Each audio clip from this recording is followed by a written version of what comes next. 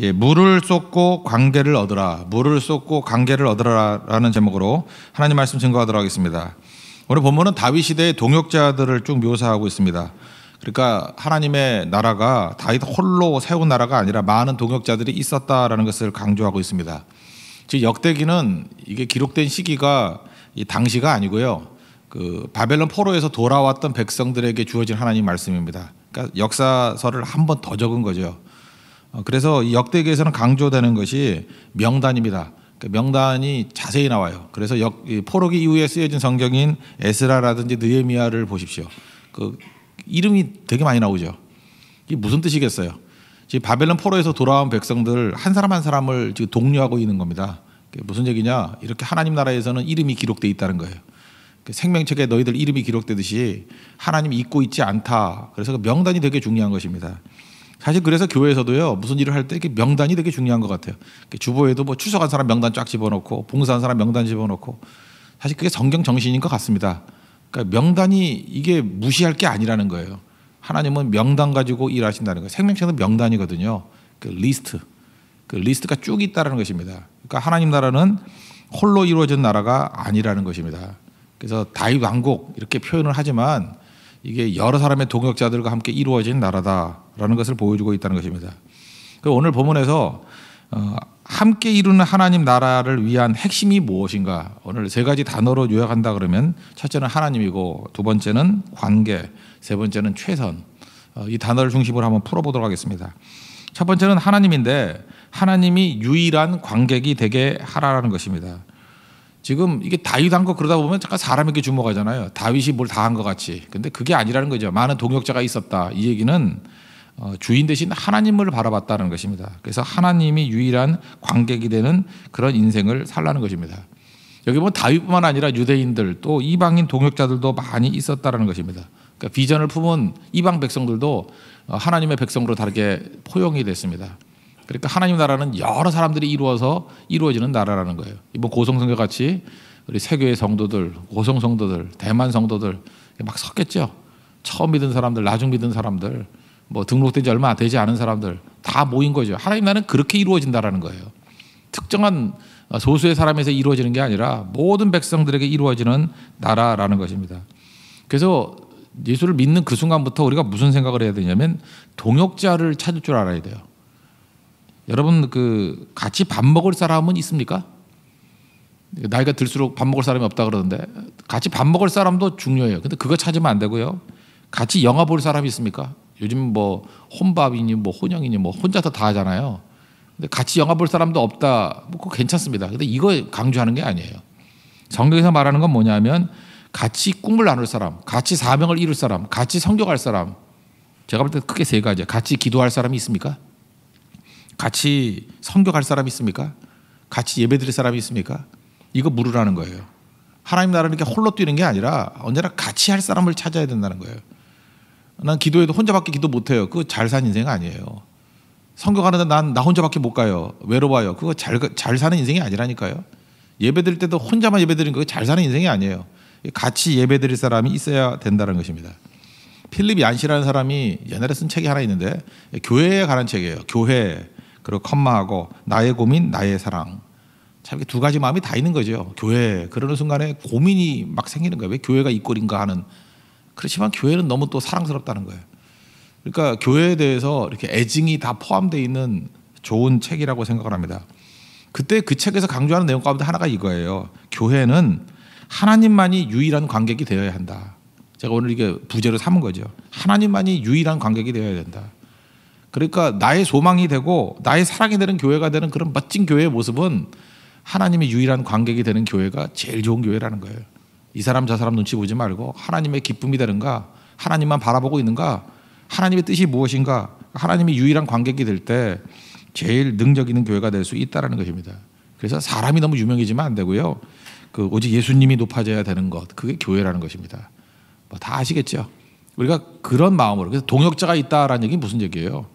유일한 관객이신 하나님이 계시고 하나님만 바라보고 있다라는 것을 붙들어야 된다는 것입니다. 그런 의미에서 제가 이름을 붙이는데, 건강한 교회는요, 들러리 영성이 있습니다. 주인공은 예수님이고 나머지는 다 들러리예요.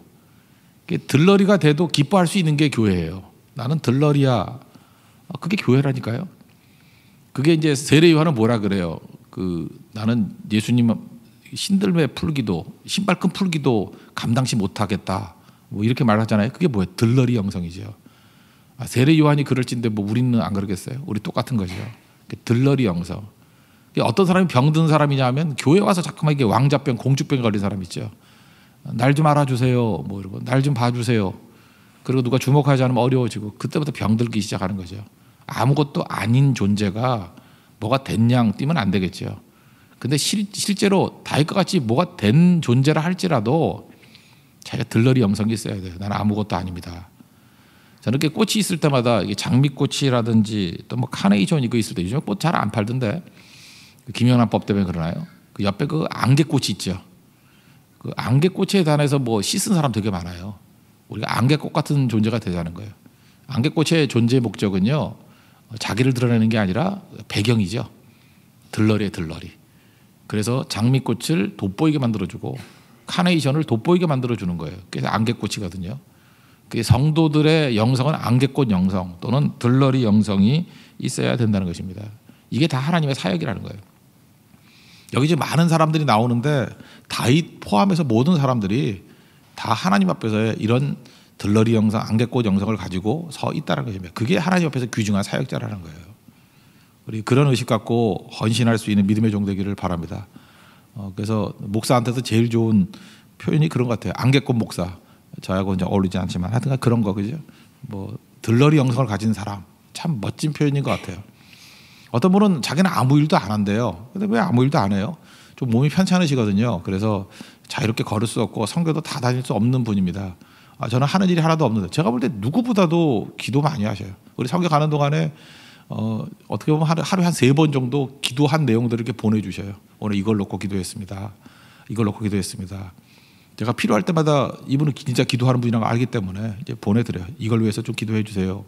그럼 그거 놓고 또 기도하시고. 그래서 제가 그분에게 뭐라고 부른지 아십니까? 집사님은 골방 사역자입니다. 그죠? 골방 사역자. 우리가 다 골방 사역자 돼야 되겠죠. 침대 사역자가 되면 안 되고 누워서 잠만 자면 그건 사역자도 아니겠죠. 그러니까 골방 사역자가 되는, 그래서 모든 사람이 하나도 우린 주인공 아닙니다. 예수님만이 주인공이시고 하나님만이 유일한 관객이시고 우리는 안개꽃 영성과 같이 들러리 영성을 가지고 우리 충성 다하는 모습이 있어야 된다는 것입니다. 그러면 하나님이 일하시겠죠. God works. 언제요? When we pray. 우리가 기도할 때 하나님이 일하신다.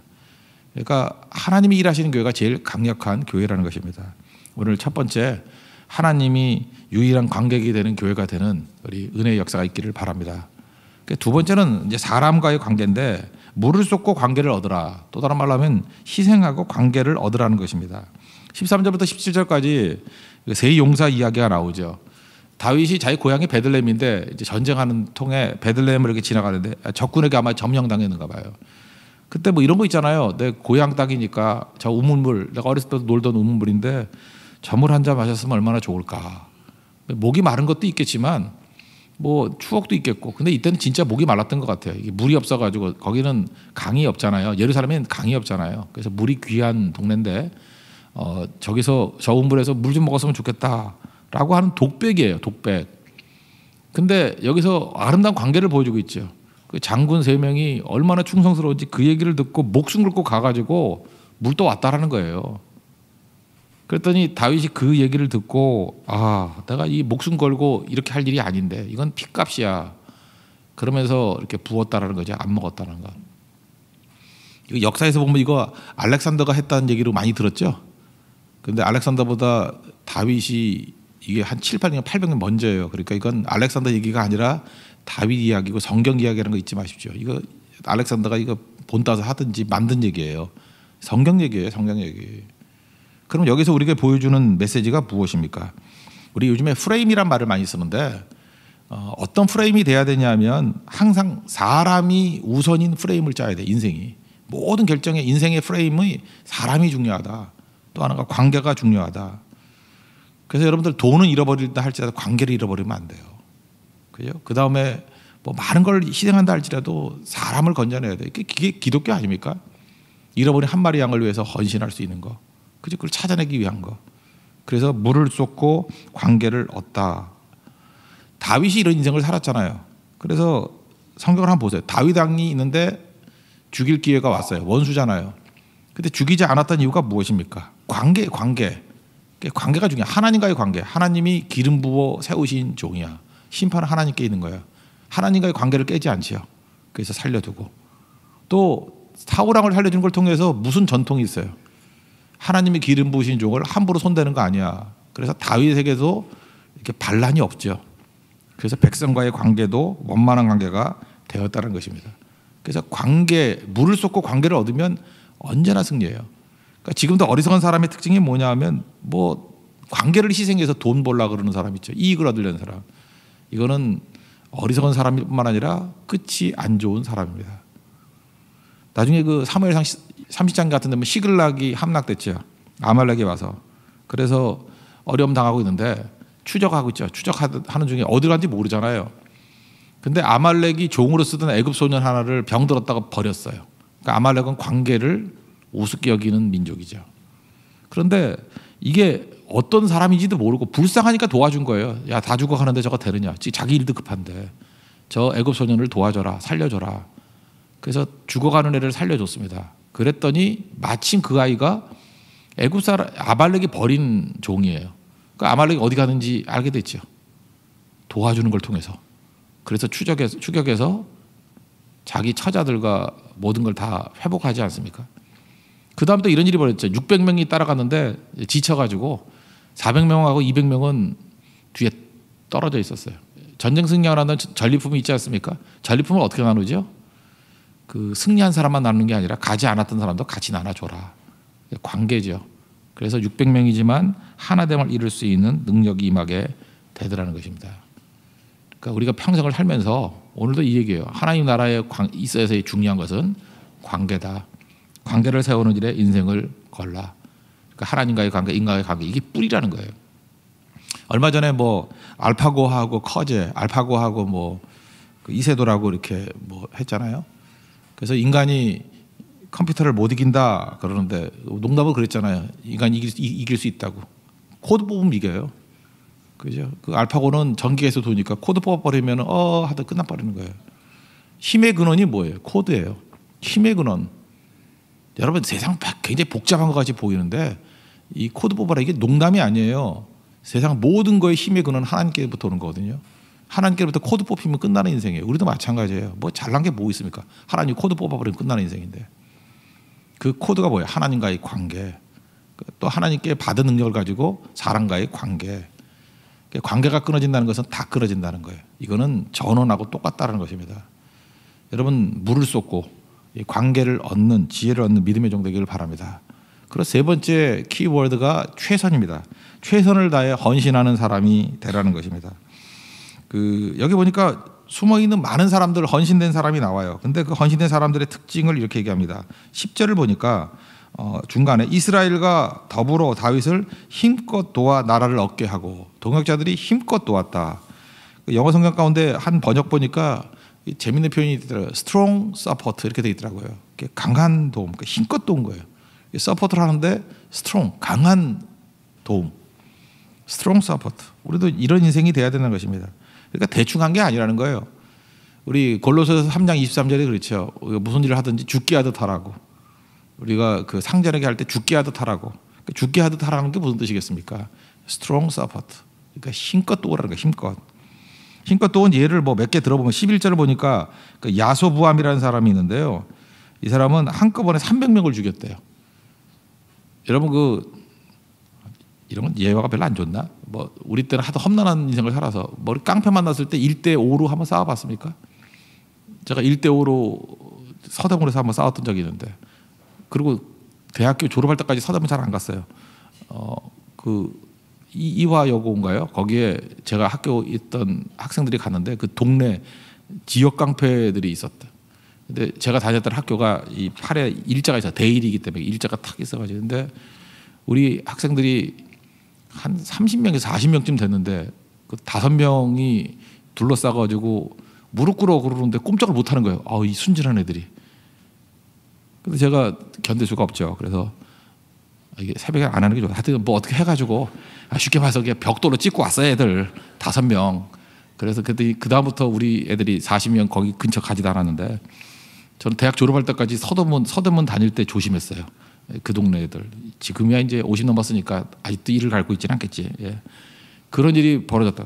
근데 이게 이제 아무도 안 도와주더라고 제 친구들이. 혼자서 얼떨결에 했는데 그게 만약에 맨손을 한다 그러면 말도 안 돼요. 근데 이 성경을 보니까 300명 이게 말이 됩니까? 한 사람이 300명을 죽였다. 이거 옛날에야 뭐 칼이나 뭐 창 같은 거 있었으니까 이게 가능했겠지만 어쨌든 이건 최선을 다했다는 거죠. 다시 하라면 못해요. 뭐 5명은커녕 등치 큰 한 사람하고 해도 이제는 깨지겠죠, 그죠? 근데 이건 뭐 최선을 다했다는 얘기겠죠. 12절 보니까 엘르아살이라는 사람이 나오는데요. 이 블레셋이 이게 도적들 아니에요. 해적같이 도적들 아니에요. 그래서 보통 때는 가만히 있다가 추수 때가 되면 보리 추수가 되면은 이제 추수 곡창기들을 공격하는 거예요. 그래서 보리가 많이 난 밭이 있더라. 그럴 때 공격을 했어요. 그때 백성들이 겁이 나니까 추수 때 다 도망갈 친 거예요. 그럼 이제 뭐 먹고 살아요? 이제 굶어 죽죠. 그래서 14절에 이 엘르아살이라는 사람은요. 14절 보세요. 그가 그 밭 가운데에 서서 홀로예요. 홀로. 혼자 서가지고 그 밭을 보호하여 블레셋 사람들을 죽였으니 여호와께서 큰 구원으로 구원하심이었더라. 여러분 어느 순간에 가면요. 다 도망쳐요. 아무도 없다고. 그럴 때 나 혼자 무슨 일을 할까 그럴 때 생명 걸고 이때는 꼭 장비 같죠. 삼국지는 장비 같이 혼자 다리에 서가지고 그저 그 블레셋과 싸워서 이겼는데 하나님께서 큰 구원으로 구원하셨다 이렇게 얘기를 합니다. 어느 때는요 맨날 그런 건 아니지만 나 혼자 남았습니다. 그리고 홀로 싸울 때도 있어요. 엘리야도 그랬잖아요. 갈멜산에서 나 혼자 남았습니다. 실제로는 숨어 있는 사람이 있었지만 숨어 있을 뿐이죠. 진짜 싸울 때는 엘리야 혼자 싸웠잖아요. 이제 그럴 때도 종종 있다는 거예요. 그럴 때 겁먹지 말아야 될 이유가 뭐냐? 하나님께서 큰 구원 주신다는 거예요. 큰 구원, great salvation, 큰 구원을 주신다는 거예요. 우리에게도 큰 구원을 체험할 때가 언제예요? 홀로 싸워야 될 때도 있어요. 그때 뛰는 거죠. 사무엘하 23장 10절 보면은 거기는 이 장군에 대해서 이렇게 나왔어요. 그가 나가서 손이 피곤하여 또 옛날 성경에는 손이 마비될 때까지 싸웠대요. 그의 손이 칼에 붓기까지 블레셋 사람을 치니라. 그러니까 이게 손이 마비되고 손에 이게 피가 막 흘러가지고 피하고 칼하고가 붙어버린 거예요. 그 정도로 싸웠대요. 최선이죠. 우리가 영적 싸움을 벌일 때도 악한 마귀와 싸울 때도 이런 일이 있다라는 것입니다. 저는 지금도 목사로서 설교하잖아요.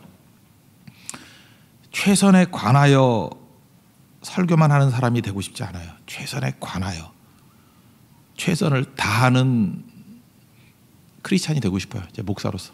여러분도 마찬가지겠죠.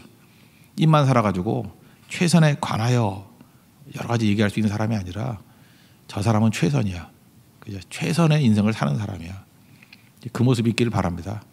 무슨 일을 하든지 하나님께서 맡겨주신 일에서 최선을 다하는 거. 이번 제가 고성성에도 느끼는 게 뭐냐면 많이 해봤다고 편한 거 없고요. 쉬운 거 없고요. 언제나 절박해요. 언제나 너무너무 힘든 거고 뭐 하나도 최선 다하지 않으면 일이 안 돼요. 최선을 다해서 기도하고 최선을 다해 땀 흘려야 되고요. 최선을 다해서 눈물 흘려야 되고 최선을 다해서 주님만 의지하지 않으면 안 된다는 거예요. 근데 이 다윗의 용사들을 보니까 위로가 되죠. 다윗의 용사들 가운데 최선 다하지 않은 인생이 없어요. 매 순간이 최선이었고 그때마다 하나님께서 큰 구원으로 일하셨다라는 것입니다. 오늘 정리하면 하나님 나라를 이루는 것이 홀로 이루는 게 아니죠. 동역자를 통해서 이루어지는 하나님의 나라인데 모든 동역자들이 첫 번째는 하나님이 유일한 관객임을 깨닫고 주만 바라보는 거예요. 그게 좋은 공동체고 두 번째로 물을 쏟고 희생하더라도 관계를 붙드는 거. 하나님과의 관계, 사람과의 관계, 생명 붙드는 그런 인생이 돼야 된다는 것입니다. 그게 한 마리 양 찾는 심정이에요. 그러면 하나님께서 건져주신다는 거예요. 그리고 한 사람 한 사람이 무슨 일을 맡기든지 최선을 다할 때 헌신이 있을 때 하나님께서 큰 구원으로 역사해 주신다는 것입니다. 그런 승리를 맛보는 믿음의 종되기를 축원합니다. 모두 자리에서 일어나겠습니다. 주만 바라볼지라 찬양하겠습니다.